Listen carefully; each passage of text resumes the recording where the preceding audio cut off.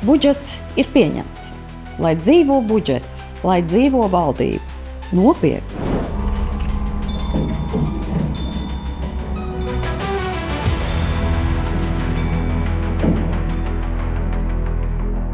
"4. decembra vēlā vakarā Saeima ar 52 koalīcijas balsīm apstiprināja nākamā gada valsts budžetu. Latvija pirmajā vietā bija iesniegusi 34 priekšlikumus budžetā, no kuriem atbalstīts tika tikai viens. Kāds? Par to nedaudz vēlāk. Bet pati būtība, ko gribēja un vēlējās panākt Latvija pirmajā vietā, kā opozīcijas partija, slēpjas valsts budžeta likuma 1. pantā, kur noteikti prioritārie virzieni. Proti, valdība ir noteikusi 3 prioritāros virzienus - drošība, demogrāfija un izglītība. Savukārt Latvija pirmajā vietā vēlējās papildināt ar vēl vienu prioritāro virzienu, un tas būtu publiskā sektora izdevuma samazināšana. Protams, ka tas netika atbalstīts. Latvija pirmajā vietā deputāti bija ļoti aktīvi debatētāji par budžetu, un lūk, ko par budžeta procesu saka viņi paši.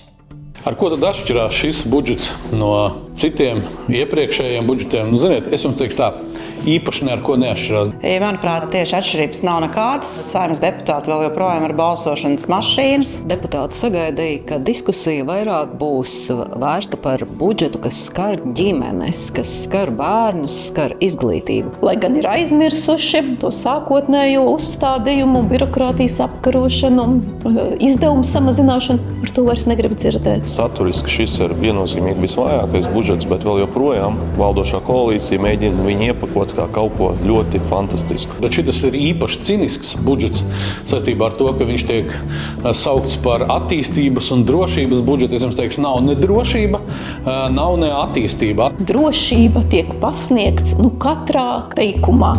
Un tie, kas balsos pret, tātad tie ir pret drošību, tie ir ar Kremli kopā. Līdz ar to arī deputāti ir zaudējuši uzticību esošajai valdībai, kura 4x4 restartā teica, ka viss būs savādāk. Ir tikai viens - drošība, un ar šo lozungu ejam uz priekšu, un neviens vispār nedrīkst uzdot papildus jautājumus, kas tur tai drošībai, kam tā pārējā nauda. Drošībai ir tikai neliela daļa no 1,8 miljardiem. Drošība ir 0,5 miljards. Un arī pa aizsardzību. Tas neko nenozīmē, ka mēs iedodam šim aizsardzībai 2 miljardus. Jautājums ir par to, kā mēs viņus tērējam. Un šeit ir Latvija pirmajā vietā uzskats tāds, ka mums ir nepieciešams drošs aizsargs, un mēs piedāvājam vienoties ar Amerikas Savienotām valstīm, lai amerikāņi atbrauc uz šejienu ar savu armiju, es nezinu cik, 10 000, 20 000, 100 000 cilvēkiem, cik tas maksā. Mēs par to samaksājam un jūtamies droši. Vēl joprojām es uzskatu, ka budžeta veidošanas pamatprincips ir jāmaina pašā saknē.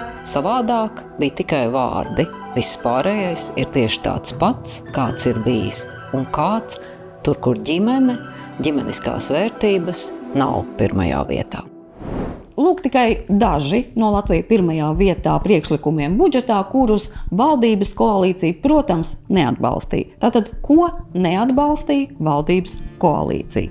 Pirmkārt, atteikšanos no prēmijām, piemaksām, naudas balvām valsts un pašvaldību iestādēs, kas ir ļoti populārs. Latvija pirmajā vietā rosināja no tām atteikties šajā taupības laikā, un valdošā koalīcija to neatbalstīja.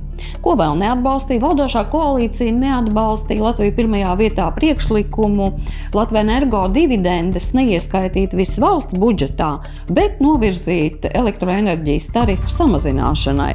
Tātad, lai elektroenerģija būtu lētāka. To neatbalstīja. Latvija pirmajā vietā rosināja pārtraukt absurdo situāciju, ka Latvijā kafija tiek aplikta ar akcīzes nodokli. Jā, jūs nepārklausījāties, Latvija ir viena no retajām valstīm Eiropā, kur kafijai ir akcīzes nodoklis, lai gan kafija nav ne alkohols, ne tabakas izstrādājums, nedz arī vidi negatīvi ietekmējošs produkts. Šo arī neatbalstīja. Tātad turpināsim maksāt par kafiju dārgāk nekā citās valstīs. Budžeta pieņemšanas procesā netika atbalstīts arī Latvija pirmajā vietā ierosinājums līdz 12% samazināt PVN likmi izmitināšanas pakalpojumiem, turistu mītnēs un sabiedriskās ēdināšanas pakalpojumiem. Arī līdz 5% samazināt PVN atsevišķiem pirmās nepieciešamības pārtikas produktiem. Atbalstu, diemžēl, neguva arī Latvija pirmajā vietā ierosinājums ieviest vienkāršotu nodokļu režīmu mazajiem individuālajiem uzņēmējiem, piemēram, tādiem kā frizieri, manikīri, kurš individuāli sniedz pakalpojumus un kura apgrozījums gadā nepārsniedz 100 000 eiro.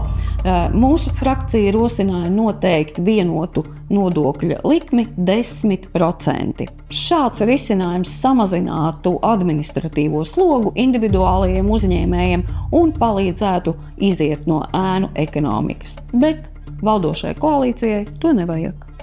Un tagad par vienīgo Latviju pirmajā vietā priekšlikumu, kurš guva atbalstu no koalīcijas partijām. Proti, tas skar 67 500 eiro un attiecas uz dūmu detektoru iegādi sociāli nelabvēlīgajām ģimenēm, proti, lai veicinātu brīvprātīgo ugunsdzēsēju biedrību iesaistīšanos tieši šajā prevencijas un sabiedrības izglītošanas darbā. Paldies koalīcijai par labvēlību. Un vēl šī nedēļa nepagāja tikai budžeta zīmē, jo Latvija pirmajā vietā deputāti nosūtīja jautājumus visiem ministriem, arī premjerei, par divām ļoti būtiskām mūsuprāt tēmām. Viena no tēmām skar ierobežotas pieejamības informācijas grifa uzlikšanu dokumentiem, kuriem tas nebūtu jāliek, proti, lai noslēptu kādu informāciju. Un otra deputāta jautājums skar tādu reklāmas kampaņu interesantu, kas ir parādījusies pēdējā laikā radiostacijās, kur tiek slavēts nākamā gada budžets. Tātad par kādu naudu, kādas reklāmas aģentūras tajā ir iesaistīts un kuras ministrijas par to ir maksājušas. Par to mēs jūs informēsim, kad saņemsim atbildes. Piesakojiet lūdzu Latvija pirmajā vietā LPV TV YouTube kanālam, komentējiet un izsakiet savas domas. Tas šai nedēļai arī viss. Sekojiet mums jau nākamnedēļ, lai gan izskatās, ka darbs Saeimā paliks daudz rimtāks, jo tuvojas arī Ziemassvētku laiks. Ar jums kopā būšies Līga Krapāne. Mana pieredze ar latviešu filmu veidotājiem ir tāda, ka viņi ir viena no labākajiem cilvēkiem, ar kuriem man ir bijusi iespēja sadarboties globāli. Diemžēl pasaule to neredz.